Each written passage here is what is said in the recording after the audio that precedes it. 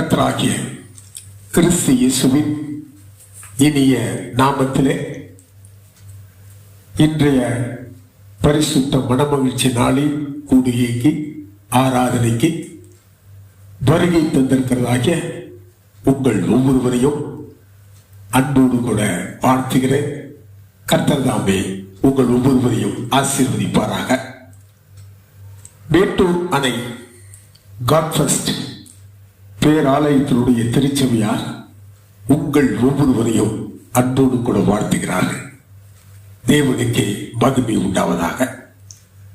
அருமையான தேவஜனங்களே, நம்முடைய வாழ்க்கையிலே அநேக பாடுகளை சந்தித்து வருகிறோம், அநேக பிரச்சனைகளை சந்தித்து வருகிறோம், அநேக தேவைகள் நம்மை போட்டு நெருக்குகின்றன, அநேக குறைவுகள் நம்மை ஒன்றுமில்லாமல் ஆக்கி போட்டுக் கொண்டிருக்கின்றன. இவை எல்லாவற்றின் மத்தியிலும் நாம் ஜெபிக்கிறோம். நம்முடைய விண்ணப்பங்களை உபவாசத்தோடு கூட தேவனுடைய சமூகத்தை வைக்கின்றோம், கதறி அழுகிறோம், புலம்புகிறோம். நம்முடைய எதிர்பார்ப்புகள் எல்லாம் நாம் ஜெபித்த உடனேயே நமக்கு பதில் வந்துடும். தெய்வ சமூகத்தை நாம் வைக்கிற விண்ணப்பங்களுக்கு அடுத்த நாளே அல்லது அடுத்த நிமிஷமே அவர் நமக்கு பதில் கொடுத்து விட வேண்டும் என்று சொல்லி நாம் நினைக்கிறோம். அருமையான தேவஜனமே, தேவனிடத்தில் ஒரு காரியத்தை வைத்துவிட்டு அதை செய்கிறதற்கு அவருக்கு நேரத்தை கொடுக்க முடியாதபடிக்கு பொறுத்திருக்க நம்மால் முடிகிறதில்லை, காத்திருக்க நம்மால் முடிகிறதில்லை. ஆனாலும் நம்பிக்கையோட ஒரு விசுவாச தைரியத்தோட தேவ சமூகத்தை காத்து கிடக்கணும் அப்படின்னு சொல்லி கர்த்தர் எதிர்பார்க்கிறார். வேத புஸ்தகத்திலே ஒரு சம்பவம் எழுதப்பட்டிருக்கிறது. லூக்கா எழுதின சுவிசேஷத்திலே 8ஆம் அதிகாரம் 50வது வசனத்திலே கர்த்தர் இப்படியாக சொல்லி இருக்கிறார், நீ பயப்படாதே, விசுவாசம் உள்ளவனாய் இரு.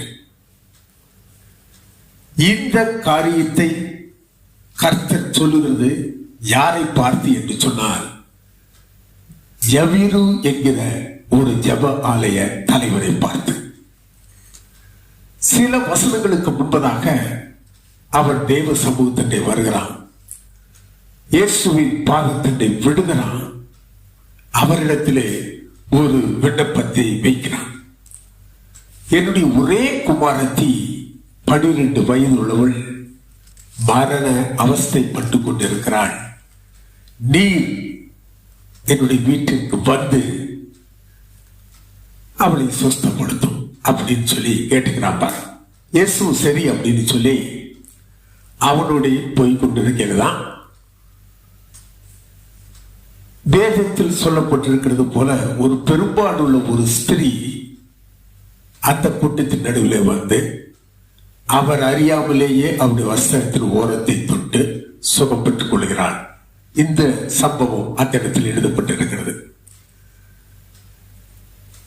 அவர் வந்தது இயேசுவுக்கு தெரியாது என்று சொல்லி அவள் நினைத்திருக்கிறாள். ஆனால் இயேசு என்ன தொட்டது யார் அப்படின்னு சொல்லி கேட்டு அவளை முன்னாடி வர சொல்லி அவள் நடந்தது எல்லாம் சொல்லி பிறகு அவளை ஆசீர்வதித்து இப்போ அப்படின்னு அனுப்பிச்சிட்டு திரும்பி இந்த யவீரோடு கூட அவனுடைய வீட்டிற்கு வர புறப்பட்ட பொழுது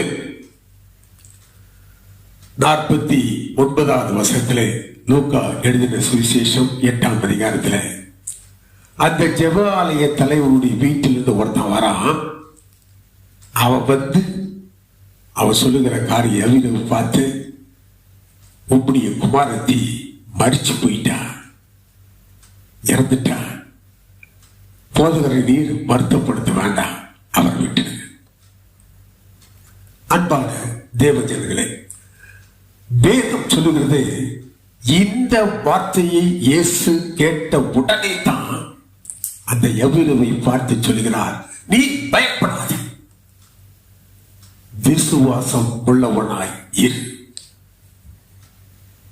அதுக்கப்புறம் அவங்களோட போற எல்லாம் ஊர்ஜனம் அதுக்கு எல்லாம் நின்று ஒரே அழுது புலம்பிட்டு இருக்கிறாங்க. ஏசங்க போறார், பிள்ளை மறிக்கல, அவள் நித்திரையா இருக்கிறாள் அப்படின்னு சொல்றாரு. எல்லாரும் பார்த்து நகைக்கிறாங்க. எல்லாத்தையும் அனுப்பிச்சிட்டு குடும்பத்தார மாத்திரம் உள்ள கூட்டிட்டு போய் அந்த பிள்ளையினுடைய கையை பிடித்து, சிறு பிள்ளையே எழுந்த. உடனே அந்த பிள்ளை எழுந்தாள். உயிருள்ளவளாக அவளை கொண்டு வந்து வெளியிலே நிறுத்துகிறார். பாரு, இந்த ஒரு அதிசயம், இந்த ஒரு அற்புதம் அந்த எபிரனுடைய குடும்பத்திலே நடைபெற்று இருக்கிறது என்று சொன்னா, இயேசு சொன்னது போல அவன் பயப்படாதபடிக்கு அவன் தைரியமாய் இருந்து விசுவாசம் உள்ளவனாய் இந்த காரியத்திலே கர்த்தரிடத்திலே கேட்டு பெற்றுக் கொண்டான். அருமையான கர்த்தருடைய பிள்ளைகளே, அப்ப நம்முடைய வாழ்க்கையிலும் அநேக காரியங்களுக்காக ஜெபிக்கிறோம், விண்ணப்பிக்கின்றோம், காரியங்களுக்கு பதில் கிடைக்கிறது இல்லை. நம்முடைய வாழ்க்கையிலே விமோச்சனம் கிடைக்கிறதும் இல்லை. தடுமாறிக்கொண்டிருக்கிறோம். நான் சரியா தானே போய் கொண்டிருக்கிறேன், சரியா தானே உண்மையாக கர்த்தருக்கு பயந்த பிள்ளையாக வாழ்ந்து கொண்டிருக்கிறேன், ஆலயத்துக்கு போறேனே, தசம பாகம் காணிக்கைகளை கொடுக்கிறேனே, ஊழியம் செய்கிறேனே, கர்த்தருக்கு பயந்து அவருடைய கட்டளைகளுக்கெல்லாம் கீழ்ப்படிந்து நடக்கிறேனே, அப்புறம் ஏன் என்னுடைய வாழ்க்கையிலே ஒரு அற்புதம் நடைபெறுகிறது இல்லை? என்னுடைய ஜெபத்திற்கும் வேண்டுதல்களுக்கும் பதில் கிடைக்கிறது இல்லை.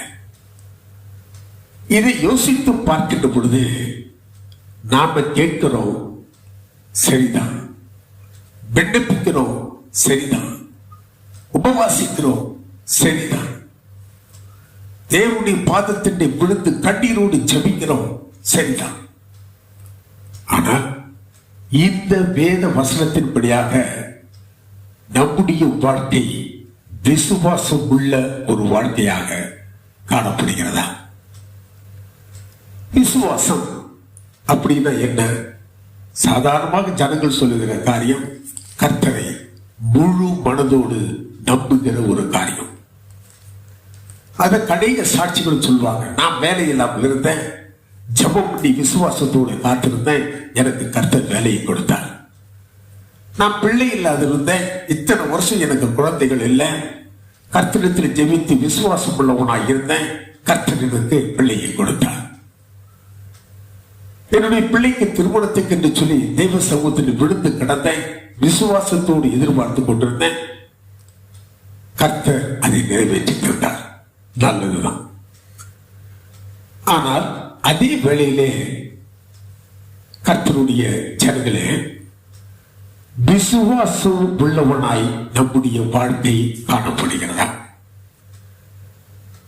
விசுவாசம் என்றால் எபிரேயருக்கு எழுதின நிருபம் 11ஆம் அதிகாரம் 1வது வசனத்தை எடுத்து பார்க்கிறோம் என்று சொன்னால், விசுவாசமானது நம்பப்படுகிறவைகளின் உறுதியும் காணப்படாதவைகளின் நிச்சயமாய் இருக்கிறது. இதை சாதாரணமாக நாம் சொல்லிடுறோம், சாதாரணமானது என்று சொல்லி நாம் நினைக்கிறோம். யூதா தன்னுடைய நிருபத்திலே அவன் எழுதி வைத்திருக்கிறான் பாருங்க, 3வது வசனத்திலே, பரிசுத்தவான்களுக்கு ஒரு விஷயம் ஒப்புக் கொடுக்கப்படுகிற இந்த விசுவாசத்திற்காக நீங்கள் தைரியமாய் போராடும். அப்ப இந்த விசுவாசம் நீங்களும் நானும் நினைக்கிறது போல ஒரு சாதாரணப்பட்ட, ஒரு தனிப்பட்ட, ஒரு தனிமையான விசுவாசம் அல்ல. இது பரிசுத்தவான்களுடைய கரங்களிலே இது ஒப்புக் கொடுக்கப்படுகிறது. இந்த விசுவாசத்திற்காக பரிசுத்தவான்கள் தைரியமாய் போராட வேண்டும் என்று எழுதப்பட்டிருக்கிறது பாருங்க. அருமையான தேவஜனமே, நாம் ஒன்றுமில்லாமல் இருக்கலாம், ஆனால் எல்லாவற்றையும் பெற்றுக்கொள்வோம் என்கிற ஒரு நம்பிக்கை இருக்குது பாருங்க. அதுதான் விசுவாசம். நாம் பெற்றுக்கொள்ள முடியாமல் இருக்கலாம், ஆனால் அந்த முடியாதவைகள் எல்லாம் பெற்றுக்கொள்வோம் என்கிற ஒரு நம்பிக்கை இருக்குது பாருங்க. அதுதான் விசுவாசம். எனக்கு இவைகளை பெற்றுக்கொள்ள தகுதியே இல்லை அப்படின்னு சொல்லலாம். ஆனாலும் என் இயேசு என்னை தகுதிப்படுத்துவார் என்கிற ஒரு நம்பிக்கை இருக்கிறது பாருங்க. அதுதான் விசுவாசம். ஆக ஒரு விசுவாசம் என்பது அவ்வளவு பெரிதா? ஆம், அருமையான தேவனே, விசுவாசம் என்பது அது ஒரு பெரிதான காரியம்தான். அது தனித்து நிற்பதில்லை, அதோடு கூட பல சிறப்பு குணாதிசயங்கள் நிறைந்து காணப்படுகிறது ஒன்றுதான் விசுவாசம். இது தரித்து காணப்படுகிறதை நன்றாய் புரிந்து கொள்ளுங்க. இதோடு சேர்ந்த அநேக துணை காரியங்கள் எல்லாம் இணைந்துதான் விசுவாசம் என்பது.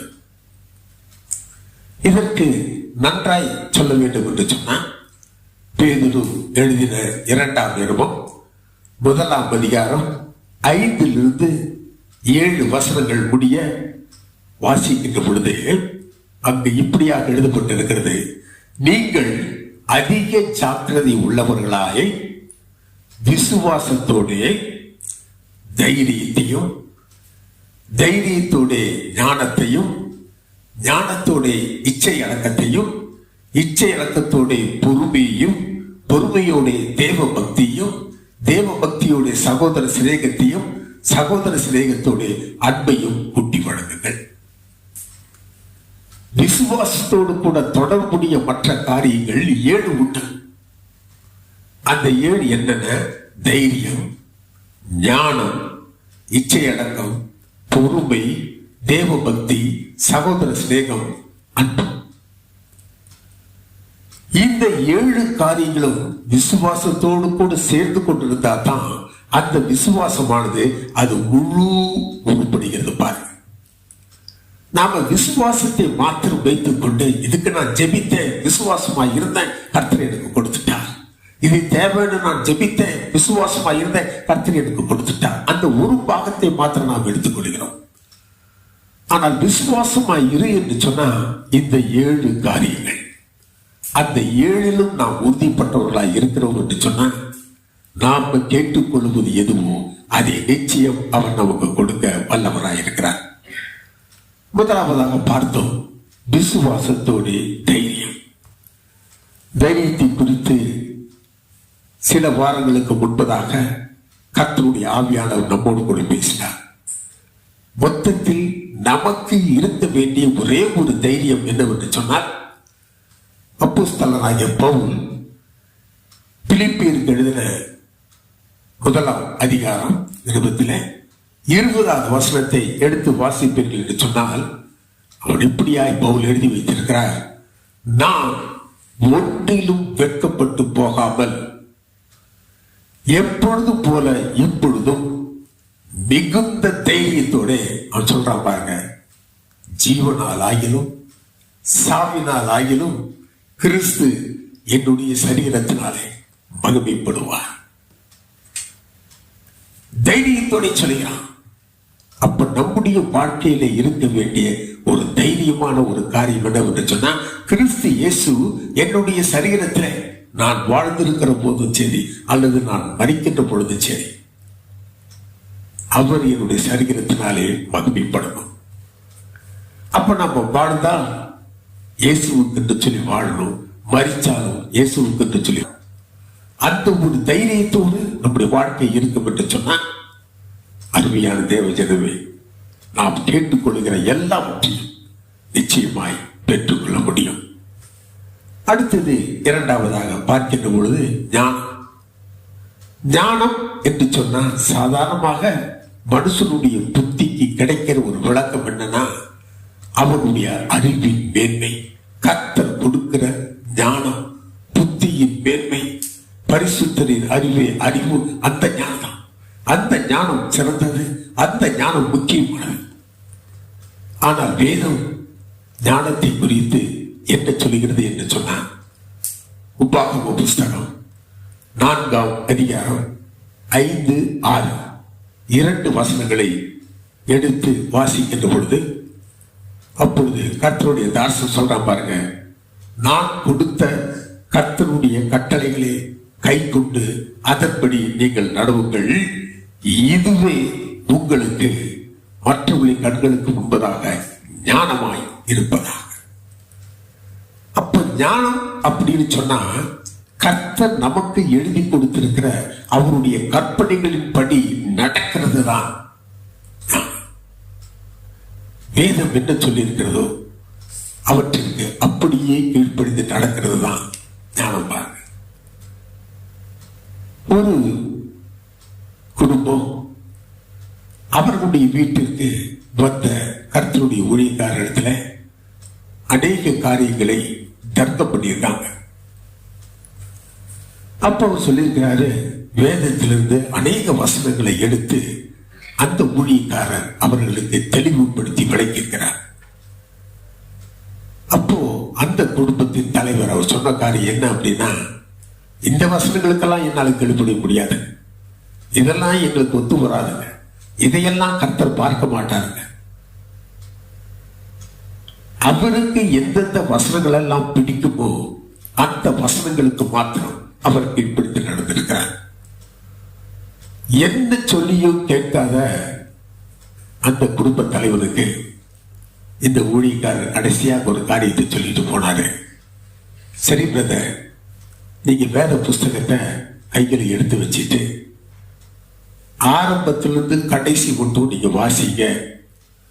உங்களுக்கு எந்த வசனம் கீழ்ப்படுகிறதற்கு தடையாக இருக்கிறதோ அல்லது உங்களுக்கு கீழ்ப்படிய கூடாததா இருக்கிறதோ அல்லது நீங்கள் கீழ்ப்படிய விரும்பாமல் இருக்கிறதோ அந்த வசனம் உடைய அந்த பக்கத்தை கிழிச்சு போட்டு வேதம் முழுக்க வாசிங்க.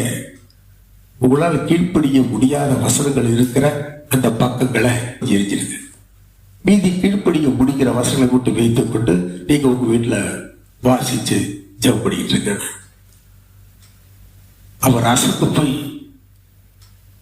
ஊழியக்காரர் முகத்தை பார்க்க. அப்போ ஊழியக்காரர் சொல்றார், ஆமாம் பிரதர், உங்களுக்கு மனமில்லாத வசனங்கள் எதுக்கு உங்க வேத புஸ்தகத்துல? இதுக்கெல்லாம் கீழ்ப்படிய மாட்டேன்னு சொல்லி இருக்கிற உங்களுக்கு எதற்கு உங்க வேத புஸ்தகத்துல அந்த வசனங்கள்? தூக்கி எரிஞ்சிருங்களே. அருமையான தேவ ஜனங்களே, ஞானம் அப்படின்னு சொன்னா கர்த்தர் நமக்கு எழுதி கொடுத்திருக்கிற கற்பனைகள் எல்லாவற்றின் படியும் நடக்கிறது தான் ஞானம். அடுத்தது மூன்றாவதாக இச்சை அடக்கம். கர்த்தருடைய பிள்ளைக்கு இச்சை அல்லது ஆசை என்பது இருக்கக்கூடாது. எதிர்பார்ப்பு இருக்கலாம், ஆனா ஆசை அப்படின்னு ஒண்ணு இருக்கக்கூடாது. வேதம் சொல்லுது, கலாத்தியருக்கு எழுதின நிருபம் 5ஆம் அதிகாரம் 24வது வசனத்தை எடுத்து வாசிப்பீர்கள் என்று சொன்னார், கிறிஸ்துவின் உடையவர்கள் தங்கள் மாம்சத்தையும் அதன் ஆசை இச்சைகளையும் சிலுவையிலே அறைந்திருக்கிறார்கள். ஆக உங்களுடைய மாம்சம் உங்களுடைய இச்சைகளும் சிலுவையில் அறையப்படும். அதைத்தான் கர்த்தர் பிரியப்படுகிறார். ஒரு பந்தய சாலை எடுத்துக்கொள்ளுங்க. ஓட்ட பந்தயத்திலே போராடுகிற அல்லது எந்த பந்தயமா இருந்தாலும் சரி, போராடுகிற எந்த ஒரு வீரனும் அந்த போட்டி நாளுக்கு முன்பதாக தான் இஷ்டப்பட்டவைகளை எல்லாம் அவன் சாப்பிட மாட்டான். தனக்கு எவைகளெல்லாம் ஆசையோ அந்த ஆகாரங்களை எல்லாம் சாப்பிட மாட்டான். தன்னுடைய உடலை வருத்தி, உடல் பருத்து விடாதபடிக்கு, கொழுப்பு சேர்ந்து விடாதபடிக்கு, தன்னுடைய உடலை ஓடுவதற்கு ஏற்றபடி வைத்துக் கொள்ளத்தக்கதாக அவன் இச்சை அடக்கம் உள்ளவனாயிருந்து ஓட்டப்பந்தயத்திலே கலந்து கொள்ள பிரயாசப்படுவான். இதைத்தான் வேதத்திலும் பார்க்கிறோம். அப்போஸ்தலனாகிய பவுல் கொரிந்தியருக்கு எழுதின 1ஆம் நிருபம் 9ஆம் அதிகாரம் 25வது வசனத்தை எடுத்து வாசிக்கிறோம் என்று சொன்னால், பந்தயத்திலே போராடுகிற யாவரும் இச்சை அடக்கம் உள்ளவர்களாய் இருப்பார்கள். ஆக விசுவாசத்தோடு கூட மூன்றாவதாக இணைக்கப்பட்டிருக்கிற ஒரு குணாதிசயம் இச்சை அடக்கம். அருமையான தேவஜனங்களே, அடுத்தது 4வது காரியமாக பார்க்கின்ற பொழுது பொறுமை. இது ஒருத்தன் விசுவாசம் உள்ளவனாக இருக்கிறான் என்று சொன்னா அவனுக்கு தேவை பொறுமை. இதைத்தான் வேதத்திலும் பார்க்கிறோம். யாக்கோபு 5ஆம் அதிகாரம் 11ஆவது வசனத்திலே யோபின் பொறுமையை குறித்து கேள்விப்பட்டிருக்கிறீரே, கர்த்தரின் செய்கைகளின் முடிவையும் கண்டிருக்கிறீர்களே. அப்ப யோபின் பொறுமை என்ன? அவன் எல்லாவற்றையும் இழந்தான்.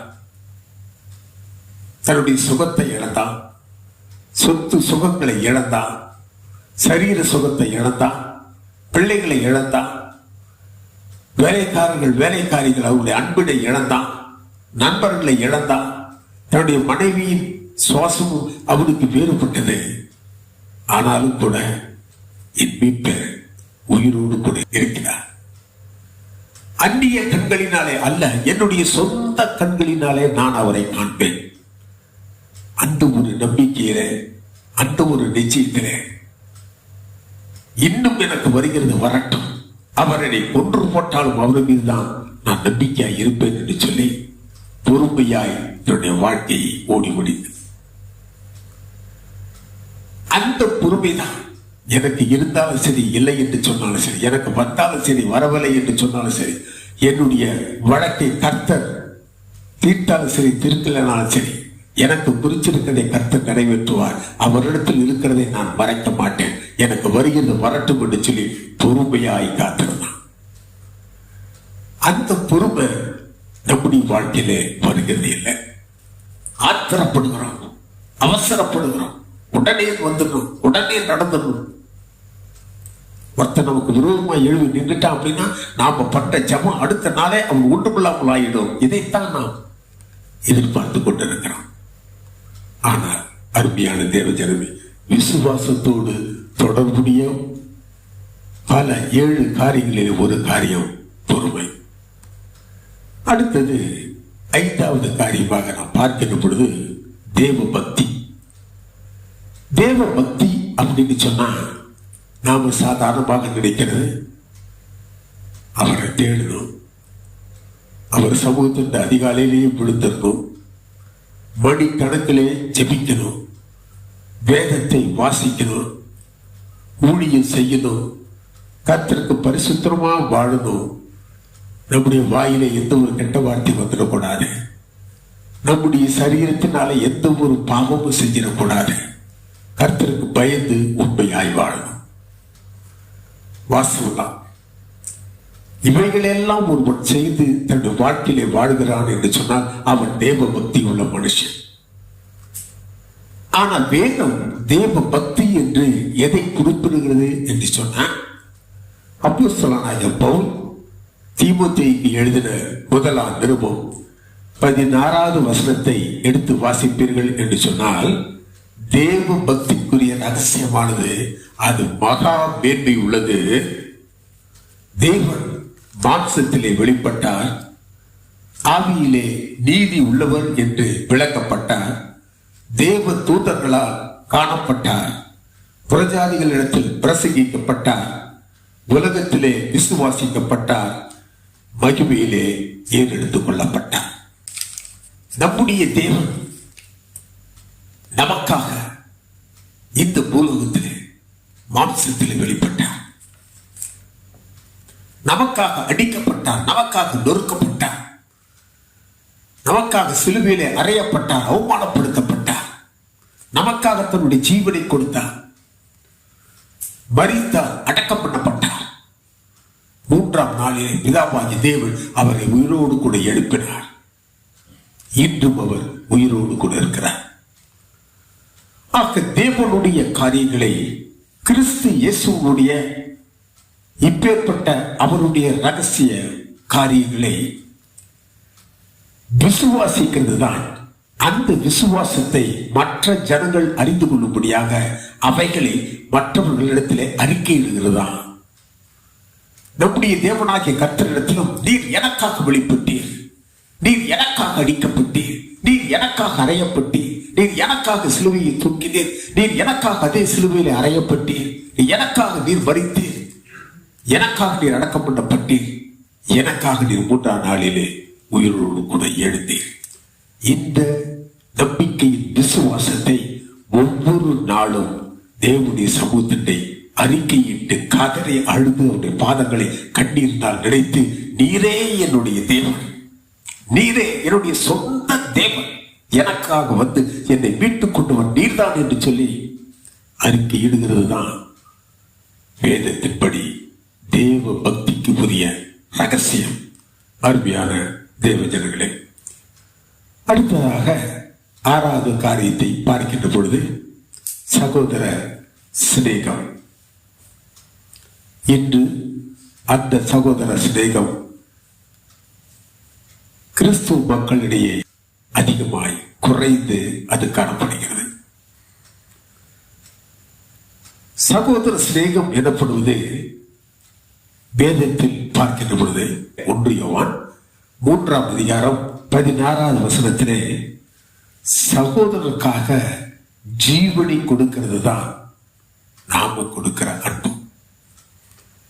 கிறிஸ்து நமக்காக தன்னுடைய ஜீவனை கொடுத்தார். அதே போலவே நாமும் நம்முடைய சகோதரருக்காக ஜீவனை கொடுக்கணும். மனம் வருகிறது இல்லையே?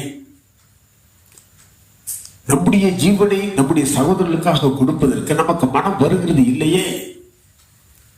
ஆனால் விசுவாசம் என்பது அப்பேற்பட்ட காரியங்களிலே தம்மை மனம் உவந்து ஈடுபடுத்திக் கொள்கிறது. பாருங்க, ஏனென்று சொன்னால் தன்னுடைய சகோதரனை பகைக்கிறவன் அவன் மனுஷ கொலைபாதகன் என்று சொல்லி வேதத்தில் எழுதப்பட்டிருக்கிறது. இந்த வசனத்தினுடைய ஆழத்தை அறிந்திருந்தும், இந்த வசனத்தினுடைய அர்த்தங்களை புரிந்திருந்தும் சகோதரர்களை நேசிக்க மனமில்லை, வெறுக்கிறோம். அவனுடைய உயர்வை தாங்கிக் கொள்ள மனமில்லாமல் இருக்கிறோம். அவனை கர்த்தர் ஆசீர்வதிக்கிறதை பொறுத்துக் கொள்ள அல்லது அதிலே சந்தோஷம் அடைய நம்முடைய மனம் இடம் கொடுக்கிறது இல்லை. ஆக அருமையான தேவஜன, விசுவாசத்தோடு கூட தொடர்புடைய காரியங்களிலே இந்த சகோதர சிநேகமும் ஒன்று. கடைசியாக அன்பு என்று எழுதப்பட்டிருக்கிறது. நாம் ஒருவரில் ஒருவர் அன்பாய் இருக்கணும் அப்படின்னு வேதத்தில் பல இடங்களிலே எழுதப்பட்டிருக்கிறது. ஆனால் அந்த அன்பு எப்படிப்பட்ட அன்பாய் இருக்கணும்? பவுல் பிலிப்பியருக்கு எழுதின நிருபத்திலே 1ஆம் அதிகாரம் 9வது வசனத்திலே, உங்கள் அன்பானது அறிவிலும் எல்லா உணர்விலும் பெருக வேண்டும். ஆக அன்பிற்கு ஒரு அறிவு ஒன்று உண்டு. அதை நீங்களும் நானும் புரிஞ்சுக்கொள்ளணும். அந்த அன்பானது அந்த அறிவிலே அது பெருகணும். சும்மா ஒருத்தன் ஒரு 1000 ரூபாய் கொடுத்தானா அவனை நேசிக்கிறோம், அவனுக்கு நன்றி உள்ளவனாய் காலமெல்லாம் வாழுகிறோம். அவனை பார்க்கின்ற பொழுதெல்லாம் ஒரு வணக்கம் போட்டு அவனை நேசிக்கிறோம். அது சாதாரண அன்பு. ஆனால் வேதத்தில் காணப்படுகிற அன்பு அது அறிவிலே பெருகப்படணும். வேதத்தில் வைராக்கியத்தை குறித்து இஸ்ரவேல் ஜனங்கள் கர்த்தரிடத்தில் வைராக்கியமாக இருக்கிறார்கள். அது அறிவுக்கு வைராக்கியம் அல்ல. உங்கள் ஆத்மா அறிவில்லாமல் இருப்பது நல்லதில்லை. அப்ப எல்லா காரியங்களிலும் கர்த்தர் ஒரு விசேஷித்த அறிவினை அவர் எதிர்பார்க்கிறார். இந்த அன்பிலும் அப்பேற்பட்ட ஒரு அறிவுக்கேற்ற அன்பு வேண்டும் என்று சொல்லி கர்த்தர் எதிர்பார்க்கிறார். 1 பேதுரு 1ஆம் அதிகாரம் 22வது வசனத்தை எடுத்து வாசிப்பீர்கள் என்று சொன்னால், நீங்கள் மாயமற்ற சகோதர சிநேகம் உள்ளவர்கள் ஆகும்படி. மாயமற்ற சிநேகம், மாயமற்ற அன்பு. சும்மா முகத்துக்கு முகம் பார்க்கிற பொழுது சிரித்துக் கொண்டு பேசுகிற ஒரு பேச்சில் உள்ளத்தில் அநேக காரியங்களை மறைத்து வைத்துக் கொண்டு, பகையை மறைத்து வைத்துக் கொண்டு, வைராக்கியத்தை மறைத்து வைத்துக் கொண்டு, கசப்பனை மறைத்து வைத்துக் கொண்டு அன்பாய் இருக்கிறது போல சிரித்து பேசுகிற ஒரு மாயம் உள்ள ஒரு அன்பல்ல. மாயமற்ற சகோதர சிநேகம் உள்ளவர்கள் ஆகும்படி ஆவியினாலே சத்தியத்துக்கு கீழ்ப்படிந்து உங்கள் ஆத்துமாக்களை சுத்திகரித்துக் கொண்டவர்கள் ஆனபடியினாலே எழுதியிருக்கிறார் பாருங்க. உங்கள் அன்பு எப்படி இருக்குன்னா, சுத்த இருதயத்தோட ஒருவரில் ஒருவர் அன்பு கூறுங்கள். இருதயத்தில் காணப்படுகிற சுத்தத்தோட அன்பு கூறுங்கள், ஒருவரில் ஒருவர் அன்பு கூறுங்கள். அங்கு பார்த்தோம் அறிவுக்கேற்ற அன்பு, இங்க பார்க்கிறோம் மாயமற்ற அன்பு. சுத்த இருதயத்திலிருந்து பிறக்கும் மாயமற்ற அன்பு. அடுத்தது எபேசியர் 6ஆம் அதிகாரம் 23வது வசனத்தை எடுத்து வாசிப்பீர்கள் என்று சொன்னால், சகோதரருக்கு விசுவாசத்தோடு கூடிய அன்பு உண்டாவதாக. உங்களுடைய அன்பு விசுவாசத்தோடு கூடிய ஒரு அன்பாக இருக்கணும். அருமையான தேவ ஜனங்களே, பயப்படாதே, விசுவாசம் உள்ளவனாய் இரு என்று சொல்லி அன்று எவ்வளவுக்கு சொன்ன கர்த்தராகிய தேவன் இன்று நமக்கு சொல்கிறார், நீயும் விசுவாசம் உள்ளவனாயிரு. அநேக காரியங்களை எதிர்பார்க்கிறோம், காத்திருக்க மனம் வருகிறதில்ல. இந்த சூழ்நிலையில் மத்தியதான் கர்த்தர் தெளிவாய் நம்மோடு கூட பேசியிருக்கிறார். விசுவாசம் என்பது ஒரு சாதாரணப்பட்ட ஒரு தனிப்படுத்தப்பட்ட ஒரு காரியம் அல்ல. அதோடு கூட தைரியம் இருக்கணும், அதோடு கூட ஞானம் இருக்கணும், அதோடு கூட இச்சை அடக்கம் இருக்கணும், அதோடு கூட பொறுமை இருக்கணும், அதோடு கூட தேவ புத்தி இருக்கணும், அதோடு கூட சகோதர சிநேகம் இருக்கணும், அதோடு கூட அன்பு இருக்கணும். இவை எல்லாம் நிறைந்ததுதான், இவை எல்லாம் விசுவாசத்தோடு கூட சேர்த்ததுதான் விசுவாசம். ஆகவே தான் கர்த்தர் சொல்கிறார், இந்த விசுவாசம் உள்ளவனாயிரு, உன்னுடைய வாழ்க்கையிலே நீ எல்லாவற்றையும் பெற்றுக் கொள்வாய். இந்த காரியங்கள் எல்லாவற்றையும் சொல்லி முடித்துட்டு பேதுரு தொடர்ந்து சொல்லுகிறார் பாருங்க. 2 பேதுரு 1ஆம் அதிகாரத்தில் 8வது வசனத்தில், இவைகள் உங்களுக்கு உண்டாயிருந்து பெருகினால் நீங்கள் வீணராய் போவதில்லை, கடியற்றவர்களாகவும் போவதில்லை. நீங்கள் வீணராய் போகிறதல்ல, கடி இல்லாதவர்களாயும் நீங்கள் போகிறதல்ல. அடுத்தது 9வது வசனத்திலே, இந்த விசுவாசத்தோடு கூடிய இந்த 7 காரியங்களும் இல்லாதவன் எவனோ அவன் தான் சுத்திகரிக்கப்பட்டவன் என்பதை மறந்து கண் சொருகி போன குருடனாய் இருக்கிறான். தான் ஒரு விசுவாசி மறந்து போகிறான், ரட்சிக்கப்பட்டவன் மறந்து போகிறான், கர்த்தரின் பரிசுத்த ரத்தத்தினாலே கழுவப்பட்டவன் மறந்து போகிறான், அவனுடைய ஆவியினால் அபிஷேகிக்கப்பட்டவன் மறந்து போகிறான், அவருக்காக வாழ வேண்டியவன் மறந்து போகிறான். இவை எல்லாவற்றையும் மறந்து கண்கள் சொருகி போன ஒரு குருடனாக வாழ்ந்து கொண்டிருக்கிறான். அடுத்தது 3ஆவதாக 10வது வசனத்திலே, இவைகளெல்லாம் நீங்கள் செய்வீர்கள் என்று சொன்னால் ஒரு காலம் நீங்கள் இடறி போகவே மாட்டீர்கள். இடறுவதே இல்லை, உங்களுக்கு எல்லாம் ஆசீர்வாதம் தான். நீங்கள் ராஜாக்களாய் கடந்து செல்வீங்க. கர்த்தர் உங்களோடு கூட இருப்பார். ஆசீர்வதிக்கப்பட்ட சுதந்திரிக்கப்பட்ட அந்த நித்திய ராஜ்யத்திற்கு நேராய் உங்களை வழி நடத்துவார். அருமையான தேவ ஜனங்களே, எல்லாவற்றையும் சொல்லிட்டு 11வது வசனத்தை சொல்றான் பாருங்க.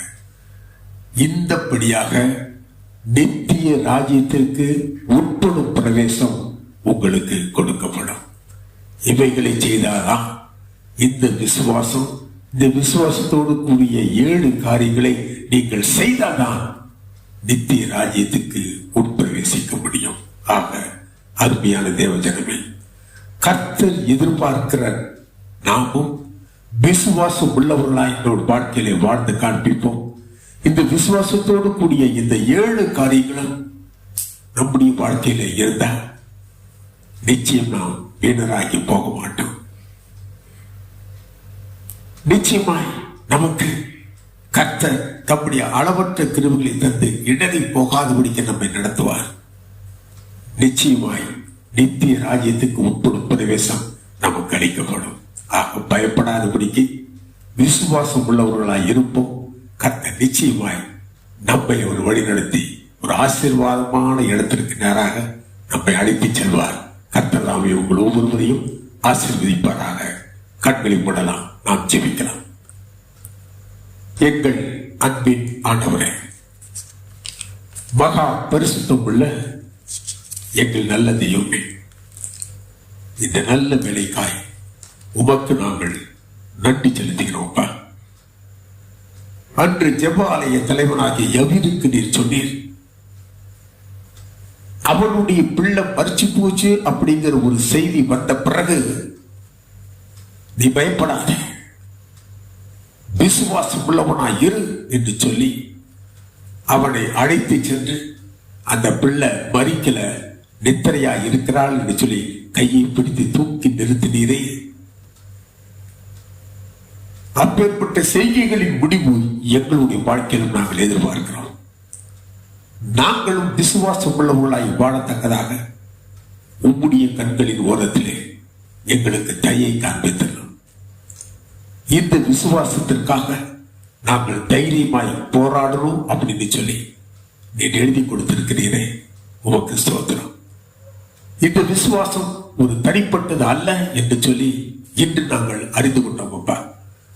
இந்த விசுவாசத்தோடு கூட தைரியம் இருக்கிறது, அந்த தைரியத்தோடு ஞானம் இருக்கிறது, அந்த ஞானத்தோடு இச்சை அடக்கம் இருக்கிறது, அந்த இச்சை அடக்கத்தோடைய பொறுமை இருக்கிறது, அந்த பொறுமையுடைய தேவ பக்தி இருக்கிறது, அந்த தேவ பக்தியுடைய சகோதர சிநேகம் இருக்கிறது, அந்த சகோதர சிநேகத்தோடு அன்பு இருக்கிறது.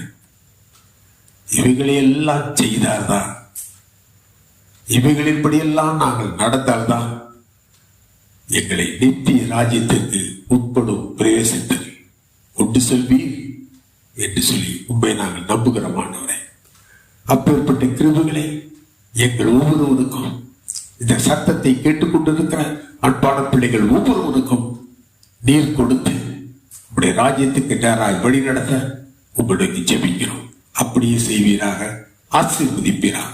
சகல துதியும் கனமும் மகிமையும் நாங்கள் உமக்கே செலுத்துகிறோம். இயேசுவின் மூலம் கேட்கிறோம் எங்கள் ஜீவனுள்ள நல்ல பிதாவே. ஆமென், ஆமென், ஆமென். நம்முடைய கர்த்தராகிய இயேசு கிறிஸ்துவுடைய கிருபையும் பிதாவாகிய தேவனுடைய அன்பும் பரிசுத்த ஆவியானவருடைய அந்யோன்ய ஐக்கியம், சமாதானமும் சந்தோஷமும் பாதுகாப்பும் வழிநடத்துதலும் அன்பும் அரவணைப்பும் நம்மடைவரோடும் சகல பரிசுத்தவான்களோடும் விசேஷமாய் இந்த சத்தத்தை கேட்டுக்கொண்டிருக்கிற அன்பான பிள்ளைகள் ஒவ்வொருவரோடும் என்றும் என்றும் சதா காலமும் தங்கி தரித்திருப்பதாக. ஆமென், ஆமென், ஆமென். கர்த்தர் தாமே உங்கள் ஒவ்வொருவரையும் ஆசீர்வதிப்பாராக. இன்று கேட்ட சத்தியத்தின்படியாய் விசுவாசம் அது தனிப்பட்டதல்ல, அதோடு கூட 7 குணாதிசயங்கள் இணைக்கப்பட்டிருக்கிறது. இவை எல்லாவற்றின்படியே நடந்து நித்திய ராஜ்யத்துக்கு உட்படும் பிரவேசத்தை பெற்றுக்கொள்ள அதற்கு தகுதியாக்கப்பட கர்த்தர் நமக்கு உதவி செய்வாராக. சமாதானத்துடைய போய்வார்கள். தேவ கிருபை உங்கள் ஒவ்வொருவரோடு கூட இருப்பதாக. ஆமென்.